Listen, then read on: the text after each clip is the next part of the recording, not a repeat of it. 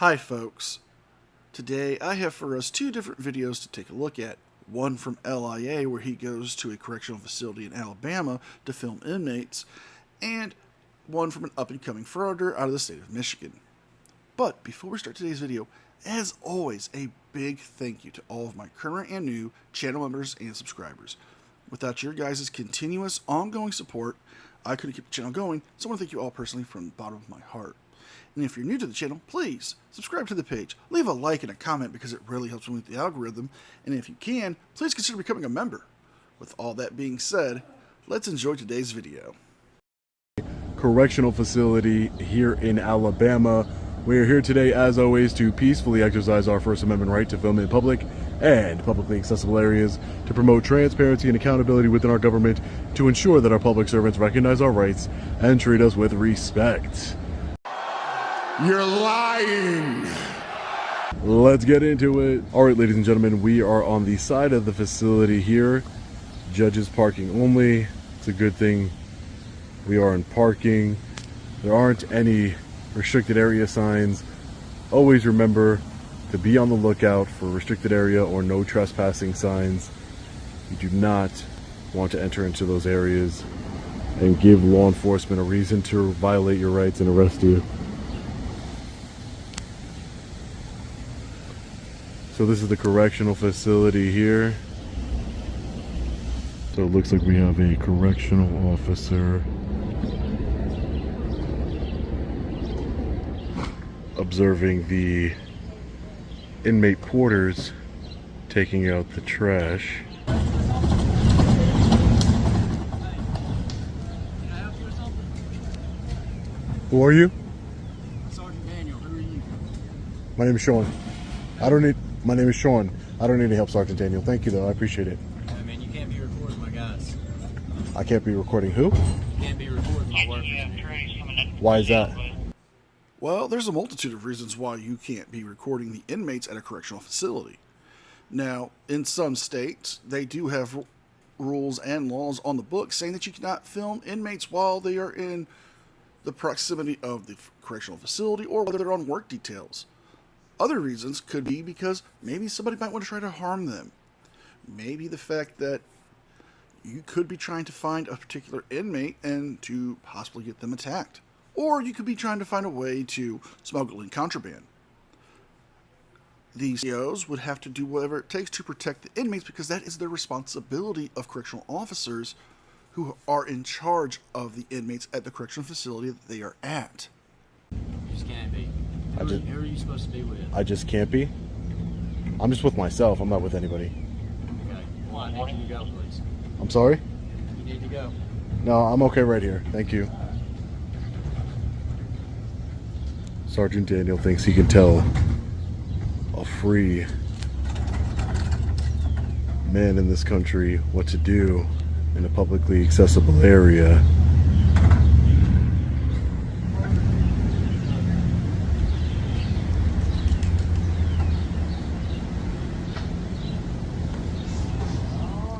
Because I'm recording his workers. You mean your slaves? They're not your workers. They're slaves. I mean, let's call it what it is. Whether what they did or not was justifiable in putting them here and having them work for you, it's still doing work, not getting paid for it. Shenanigans. Na na na na na Shenanigans. na na na na. And we're calling shenanigans because Sean is wrong about something once again. You see, the inmates are not slaves. Yes, they do not get paid a standard minimum wage, but they get a payment for being a trustee or going to a job that they have within the correctional facilities. And as a trustee or a porter or a jail worker, whatever you want to call it, they do get added benefits and perks. That could be extra time in the day room where they get to watch TV, they get some added freedoms to move around more because they have earned a level of trust with the correctional facility and the staff to know that they are not a threat to themselves or other inmates or the staff. So, Sean, you might want to rethink things. I mean, weren't you in a correctional facility at one point? Sergeant Daniel. At least he properly identified himself. That's good. So it looks like Sergeant Daniel brought backup with him to try and intimidate a journalist exercising his rights. Ladies and gentlemen, I hope you enjoyed the video, and just remember, anyone who calls himself a journalist is a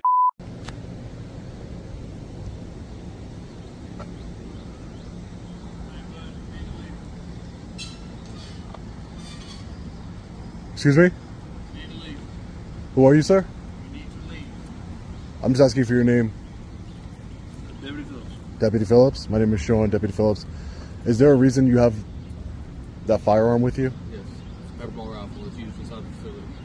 Well, you're not inside the facility. This is part of the facility. This is outside of the facility. It's still part of the facility. This is part of my job. This is my security. Right. There's no need for... You are on county property. If you do not leave, I will call somebody up here and have you arrested for trespassing. This is publicly accessible area. No, it's not. There's no restricted area signs or no trespassing signs. Now, we could get into the signs a little bit later here, which we will, but let's talk about this first part. Sean is actually eligible to be charged with trespassing. In fact, he would be charged with criminal trespass in the second degree. As it states in the Alabama law, a person is guilty of criminal trespass in the second degree if he knowingly enters or remains unlawfully in a building or upon real property which is fenced or enclosed in a manner designed to exclude intruders. Seeing as the correctional facility is designed to keep intruders from getting in and inmates from getting out, from escaping, he could be found guilty of criminal trespass in the second degree.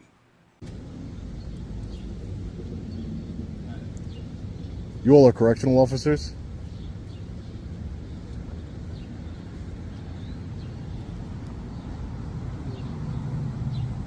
Guys, y'all go inside.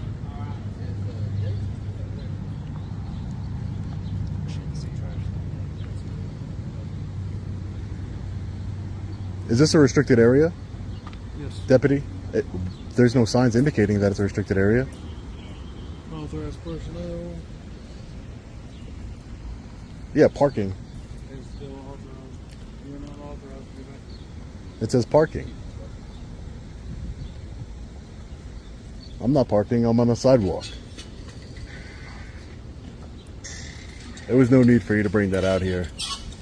I know you want to seem cool or whatever, but I'm not a threat to you. You don't need to pepper ball shoot me.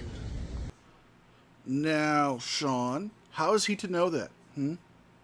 How is he to know that you are not a threat to him or another inmate or another CEO or the facility itself?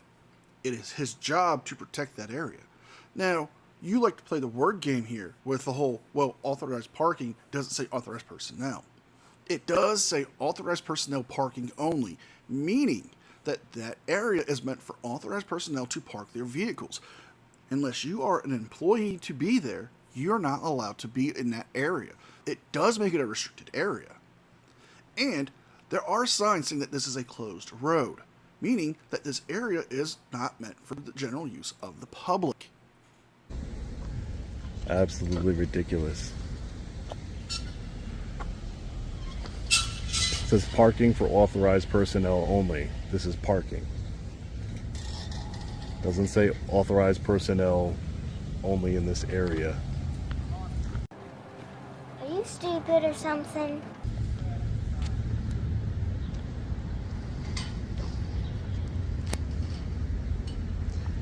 So we have some more correctional officers coming out here.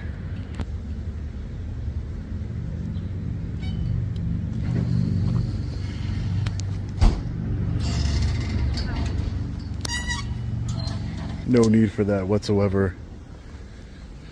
And again, you have to clearly, just for everybody watching, those signs are not clearly visible when I'm approaching from this public sidewalk here. So we'll walk back here, even if they were, even though I'm not parking. As you can see, this is completely an open area, no fences or anything. We saw the judges parking only sign. I came from a public sidewalk. We are on a public sidewalk. Walked over here. All connected. All connected. Again, Sean is being misleading, because when he first started the video, as we all saw, he didn't go into the judges' parking lot. I mean, the parking lot designed and designated for judges parking only, he just stood next to. He didn't go near it. But when the authorized personnel parking lot he did go into, he could have read the sign, which he more than likely did and just ignored it. And if he walked down that sidewalk, unless he just cut across into the parking lot itself, he would have saw the sign saying closed road and no parking, and the sign that would have said authorized personnel parking only. So tell me how, when I'm walking this way, am I supposed to, or should have, seen an authorized personnel parking only? You know why you don't see it from here? Because it's meant for cars. That's why you don't see it from here. If it's meant for people, there would be signage here on the public sidewalk saying that this is authorized personnel only in this area, restricted area, no trespassing. But from the public sidewalk that comes off of a public street, this is a public street as well, I walked over here and was filming in the public parking lot. Ridiculous. Well, we'll see if law enforcement comes or not. It looks like all of the correctional officers have gone back inside. That guy coming out here with the pepper ball gun, completely unnecessary. Unnecessary? No. Because he doesn't know if you're a threat to the facility or the inmates or the staff or not. And your arguments of saying, well, I didn't see a no trespassing sign or authorized personnel parking sign is moot. Because there's clear signage saying that the road is closed, and, well, there are no parking signs and authorized personnel signs there. But let's jump ahead, because the cops don't come to deal with Sean and his shenanigans, to our up-and-coming Ferger out of Michigan, who thinks he can do what he wants at a post office.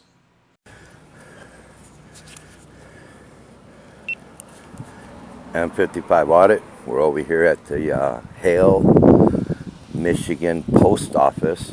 We're going to do a revisit and see if they respect our rights to film in public spaces. Let's take a good look at good old Glory blowing in the wind, as she should. Let's go through this way.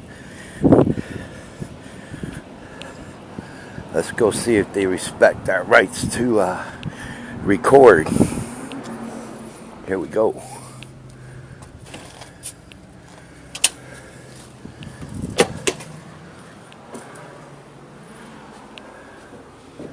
I'm testing out my new GoPro 10.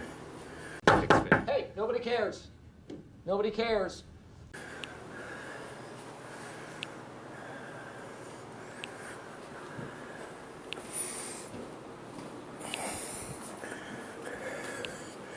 They are hiring. It's always nice and somebody did some writing on here. Must have been some kids or something. They're all stocked up real nice.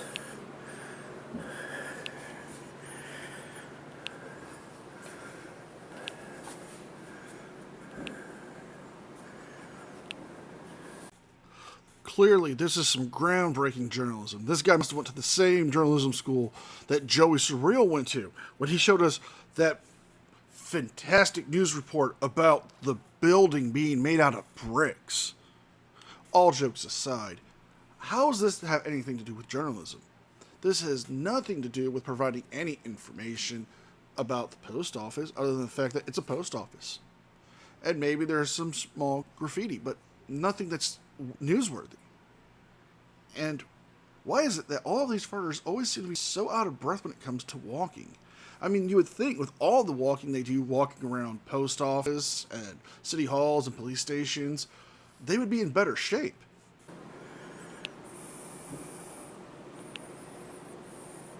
Do a shout out to Gatekeeper Amps. Let's find poster 7.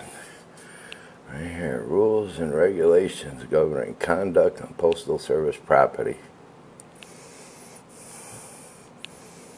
There you are, fellas. Right there. Let's go see.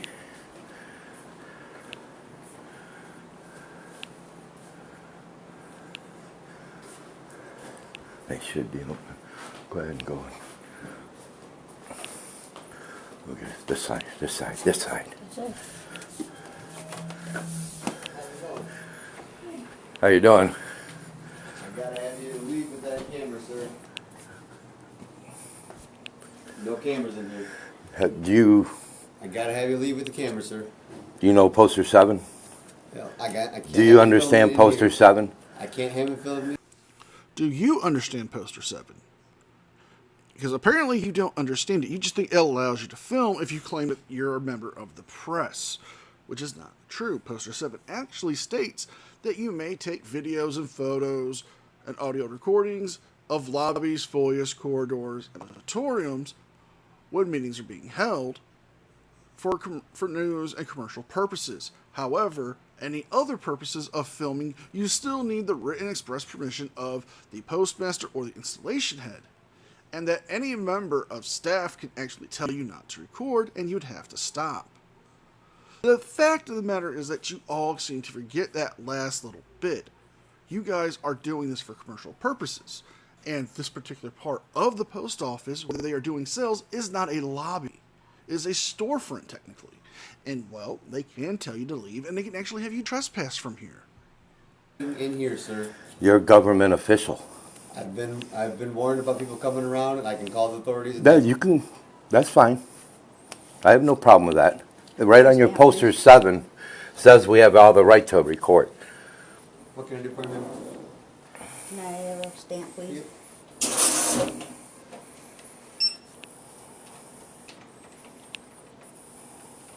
I was here 6 months ago doing a First Amendment audit. That's what I'm doing. Okay. It's our constitutional right. You swore an oath. You can have the camera out there. You cannot have a camera. It says lobbies, foyers, corridors. Nope. Yeah, it does right on your poster 7, sir. You want to come out and check it out with me? Nope, I don't need to. So we're gonna. Someone's coming back to you. There's that for you, man. Sir, you don't want to check it out? Nope. No!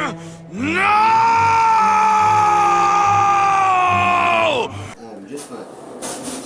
Have a great afternoon, guys. All right, thank you. You're welcome. They flunked their First Amendment audit. Once again, they flunked. We'll have to come back and do another revisit. I don't understand. What if people send people to the post office for them and can't do their thing? Well, they want to know they what flunked the other again. person is doing for them. They flunked it again. Right here, poster 7.